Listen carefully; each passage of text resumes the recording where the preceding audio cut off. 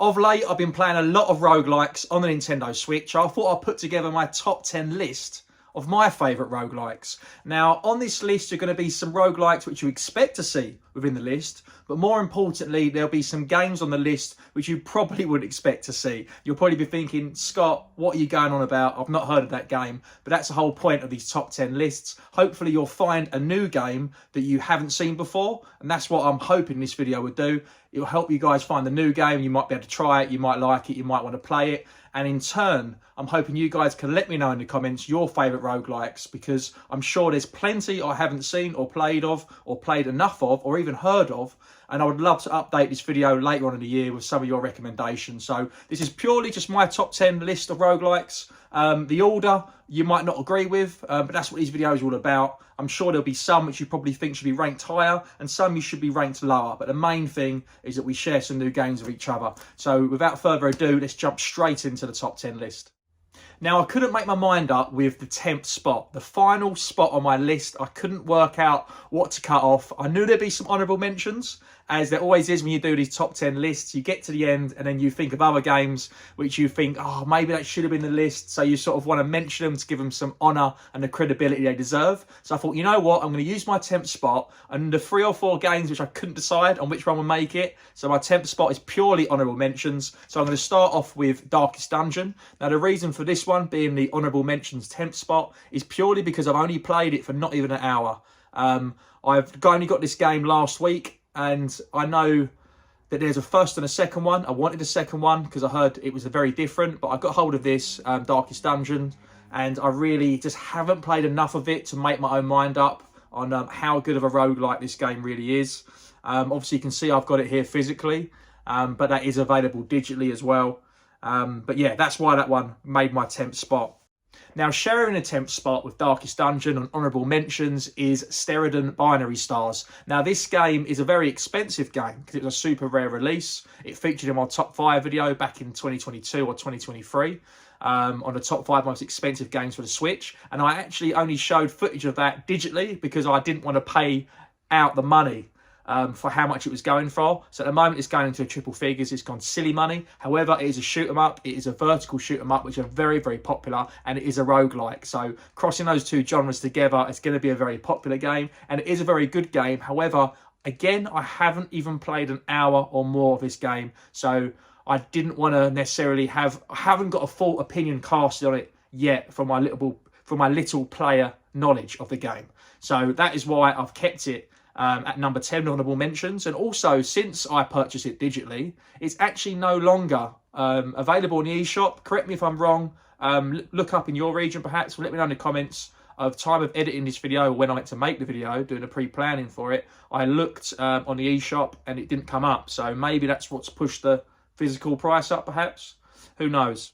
Now, alongside those two games is another game which I was very passionate about when I got hold of it, and I feel like every sort of retro gamer, anyone who's a modern gamer but had a little soft spot for retro, especially in the retro gaming community, had this game, and this is Gear Shifters. At one point it was hard to get hold of, but now it's very readily available. You can get this physically and digitally, I believe. Of course it's physical because I've got it in my hand, but I'm pretty sure it is still available digitally as well. It's from Numbskull Games, and it is another shooter. So this is, I mean, you can see from the footage just how awesome this game is. So slightly different mechanics to the other games.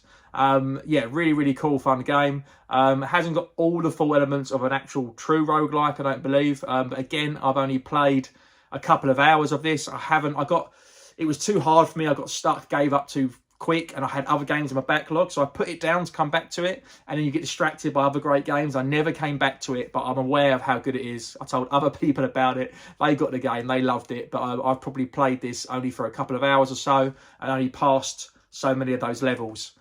So yeah, it's got some roguelike elements about it with a permadeath. I don't know if it is truly random generated levels each time. I'm not quite sure, and obviously once you get to a certain point you bank it and you can carry on from there. But yeah, so that's Gear Shifters. Now, the last game to take the honourable mentions 10th place and share it with those other roguelikes is Road to Redemption. Now, Road to Redemption, you've probably heard me talk about this if you're long fans of the channel, probably a good 2-3 years ago. So it was a successor to Road Rash. It has got some roguelike elements to it. I loved it. I had it digitally. I've just found out recently you can get it physically as well, which I don't have it physically. I might look at getting that in case the price goes up, because it is a bit of a hidden gem. Not a lot of people know about it, but I loved it, and I just played it over a weekend. Can't remember how many hours I put into it, but I ended up completing the game, or completing the full run. And I think I unlocked like a Santa Claus character. It was absolute madness, but every time you keep getting further and dying, you could get better bikes or better characters and go faster. It got easier. There's lots of different weapons. Completely different to Road Rash, to be honest. Took a big spin to it. Didn't get the best reviews. Actually got some real average, mediocre reviews. You know, 7 out of 10. Not there's nothing wrong with 7 out of 10. But being the successor of Road Rash series, you think it would come, you know, really accepted. And I did. I think this game is really underrated, personally.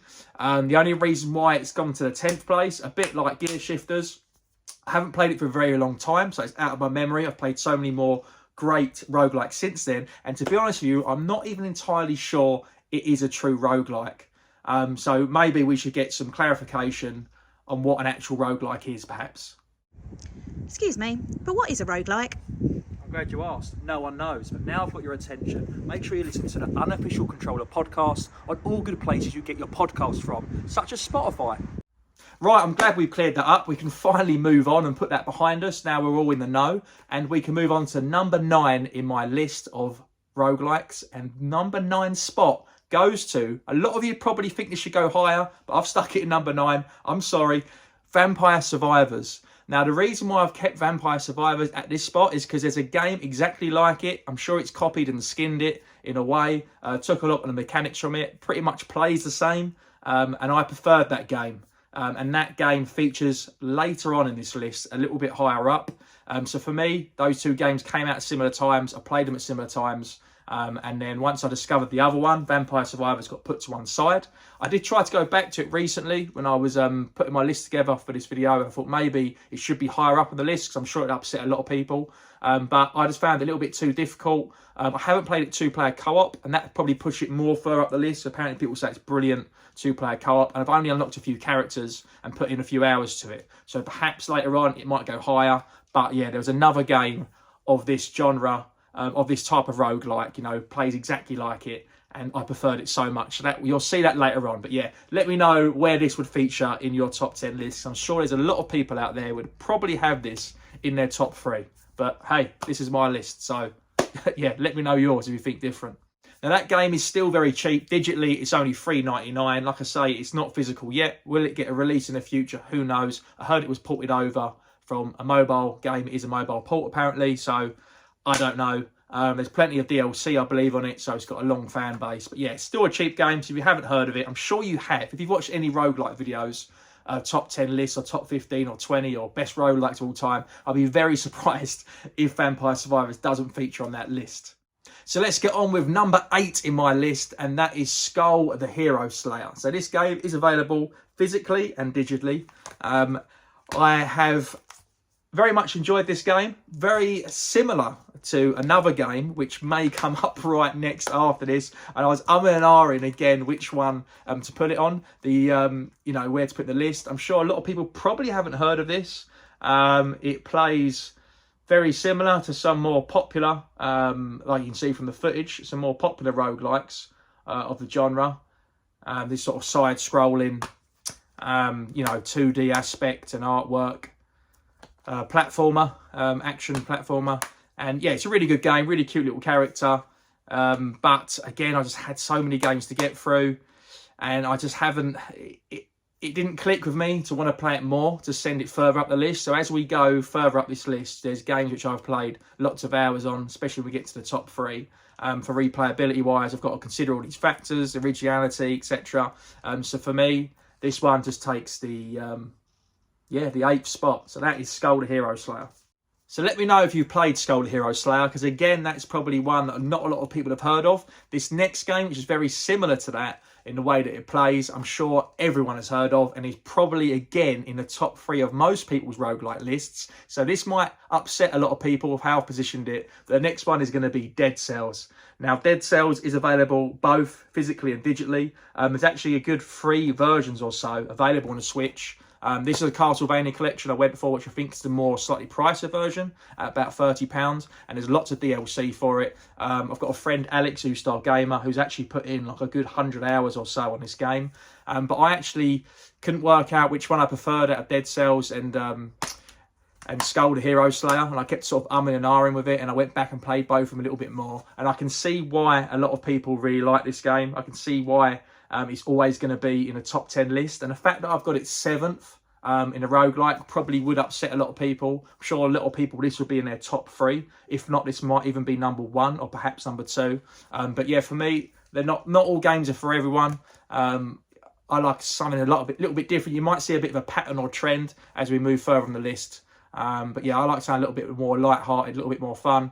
But yeah, this is Dead Cells, which takes my number 7 spot. Now, number 6 spot is a cult classic. I've got a lot of respect for it. I'm just not very good at it. I've gone back to it a few times, but I haven't played many hours on it at all, just because I can't seem to get that far on it. There's a lot of concentration with this shooter, and that is A Binding of Isaac. And again, this is probably in most people's top 10 roguelike lists, and it's probably ranked higher. But yeah, I'll just be honest with you, I'm not as good as gamer as I wish I was. And I didn't, every time I died, I didn't want to, I sort of play once and then I'll die again, and I didn't want to just keep repeating myself. I wasn't having the longest runs of them, but I'm sure I'll go back to it. But yeah, this is available physically and digitally. Now, this is a very highly regarded and respected game. So much so that the digital price tag is pretty much the same as it is physically. I think they're literally both £30. So to be honest with you, I would say get this physically. I can't see the price dropping anytime soon, unless you save it as a favourite in your eShop. And hopefully you guys might catch a sale. But yeah, Binding of Isaac is a really good game. I can see why people like it. It's just not, it's not my top 3 or top 5 roguelikes. But yeah, a very fun game. So I'm very proud to have that sitting in my top 10 list. And that for me sits at number 6.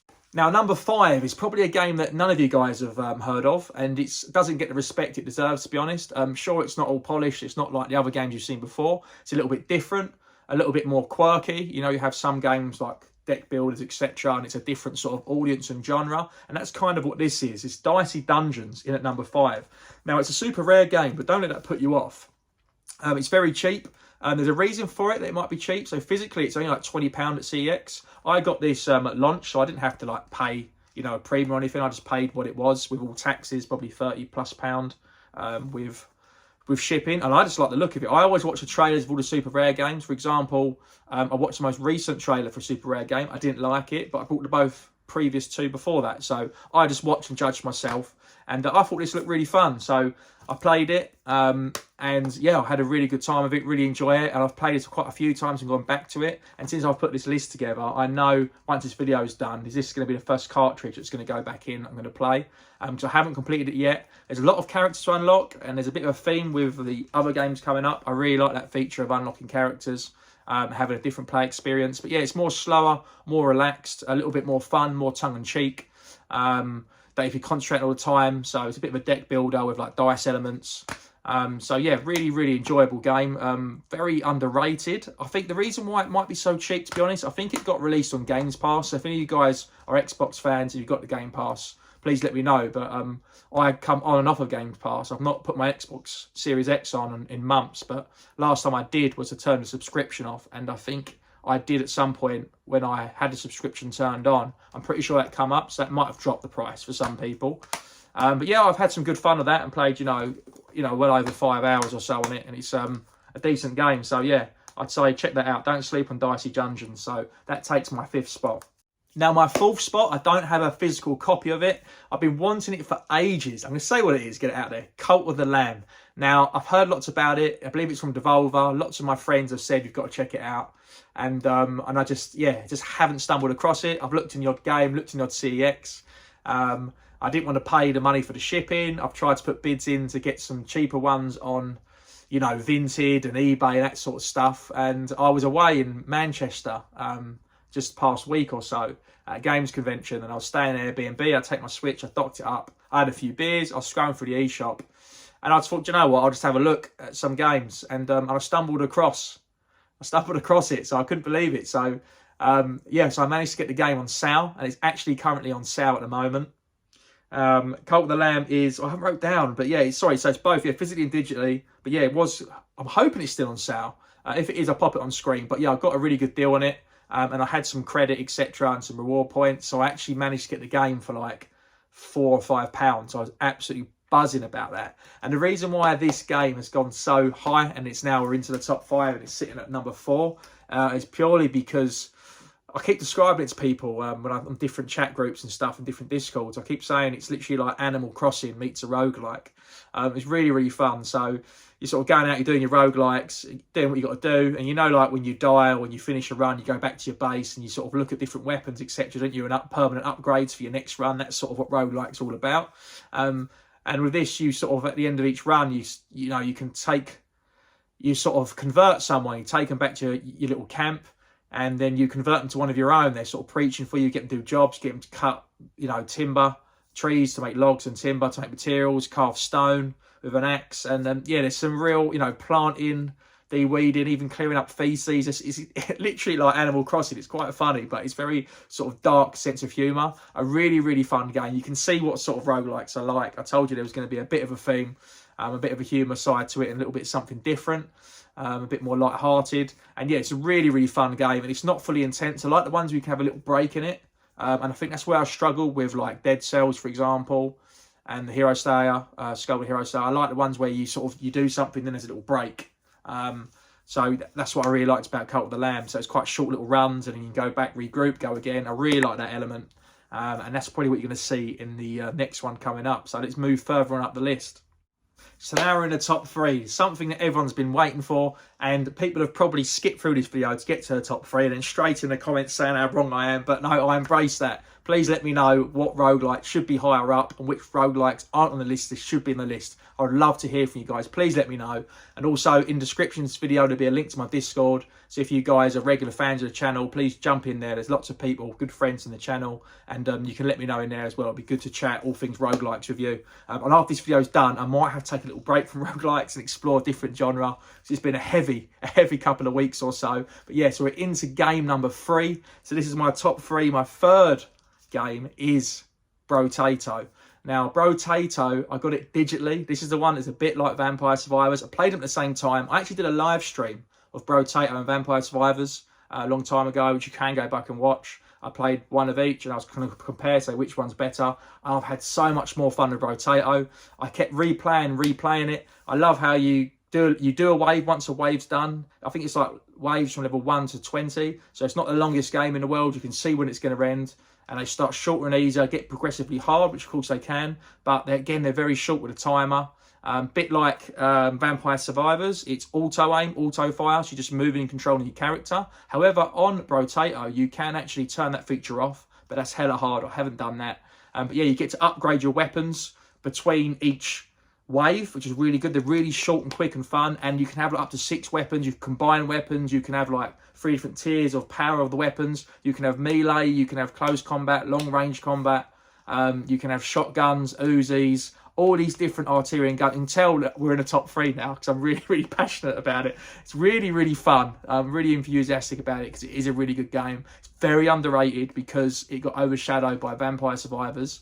And it's so overrated that it's actually a physical now. I've pre-ordered it myself. So it shows up as CEX as not in stock. But don't panic, it might not be massively expensive. It's showing in stock. I think they're just getting ready for the game to be traded in.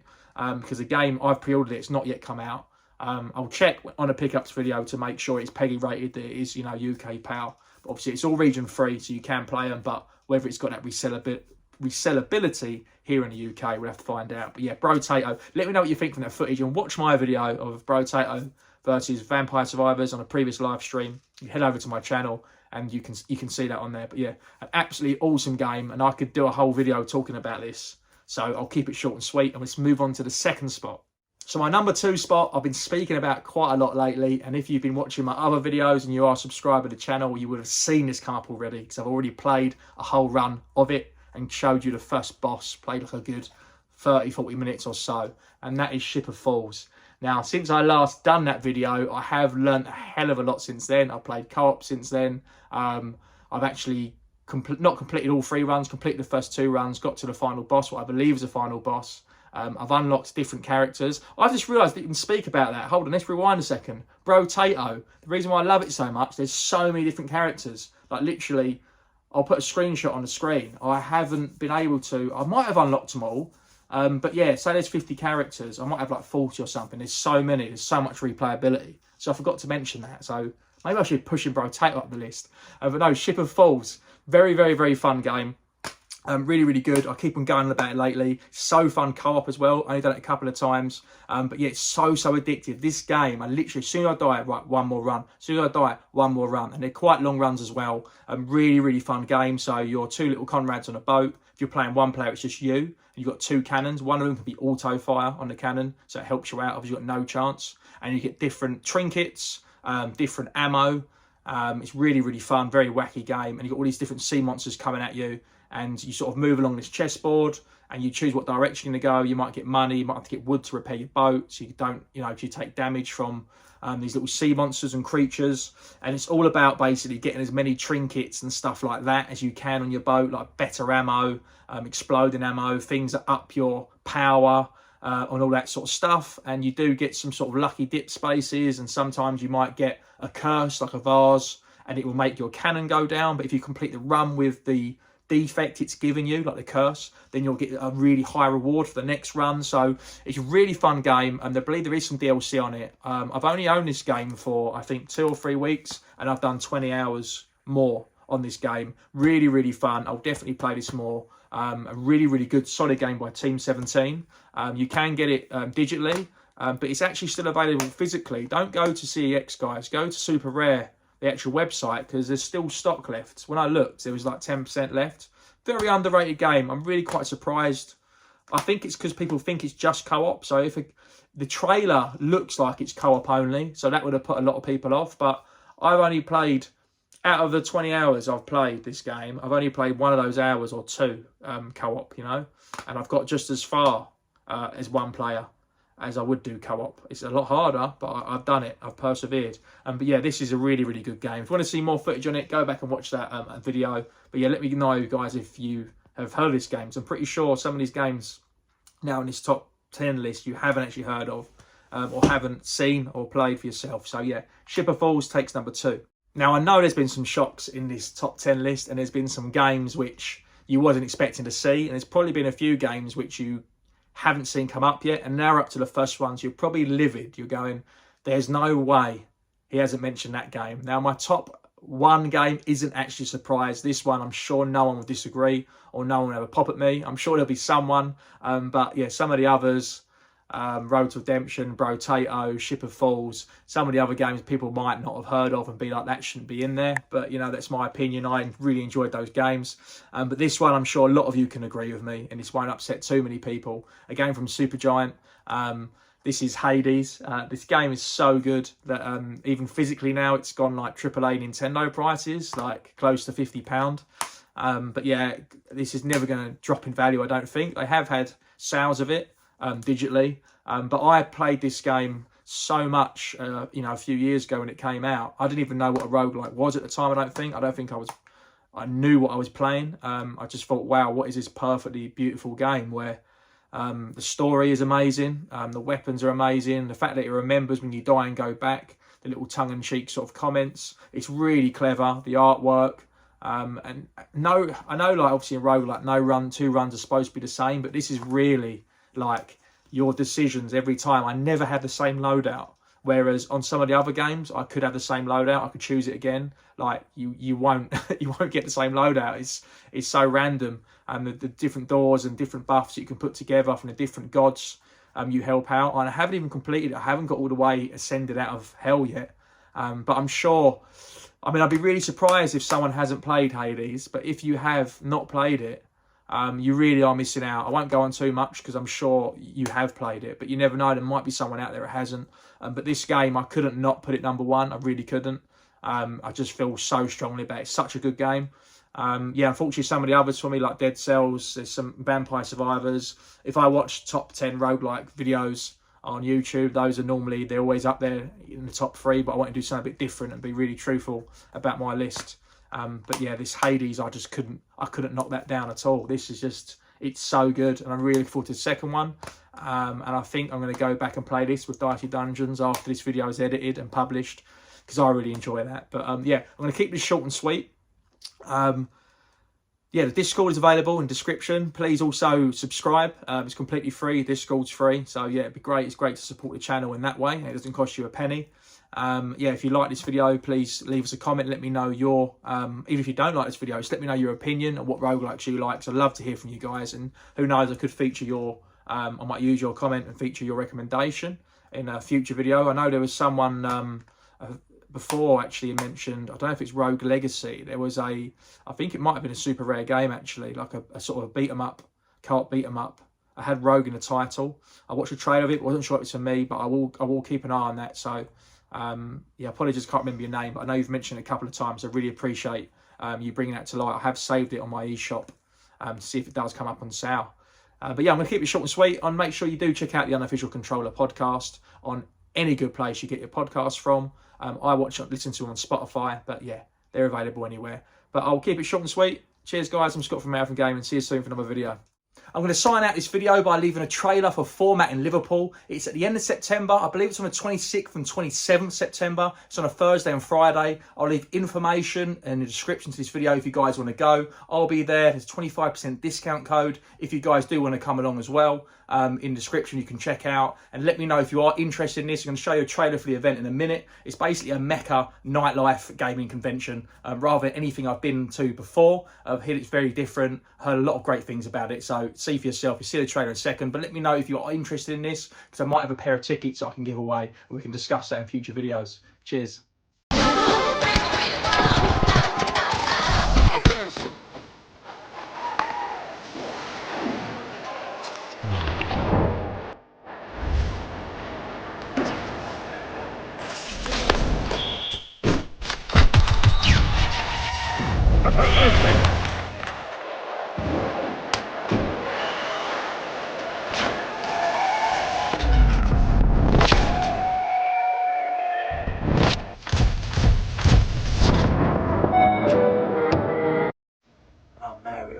And I am the hedgehog. And today, with this